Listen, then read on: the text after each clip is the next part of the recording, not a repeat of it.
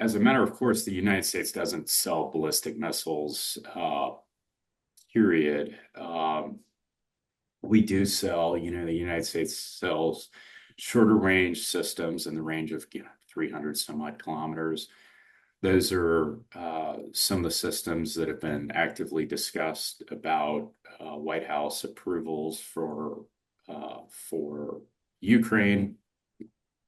Now, those same systems called ATACMS, the United States has transferred to partners in the Middle East region, a number of partners in the Middle East region. So that's not really a prohibition.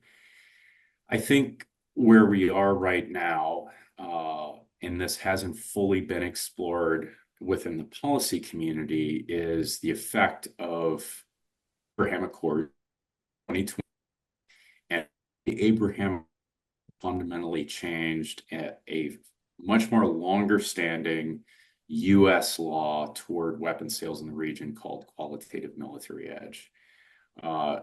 Qualitative military edge, otherwise called QME within U.S. government circles, is the law passed by Congress that says that any system sold to someone in the region other than Israel cannot affect Israel's qualitative military edge. So that law has always forced the U.S. policy community to kind of consider the effects.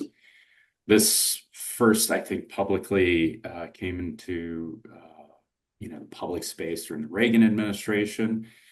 This is when there was consideration during the Reagan administration of selling E-3 AWACS to the Kingdom of Saudi Arabia.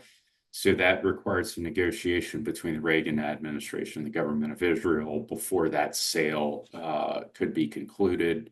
Same thing applied during the 1980s with the sales of F-15s, which were first sold to Israel, then a few years later sold to Saudi Arabia, but never sold to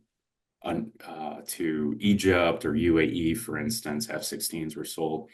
So I think we're going to continue to see this play out, but the difference now is with the Abraham Accords, we have countries in active diplomatic dialogue, countries from the region in active diplomatic dialogue with the government of Israel.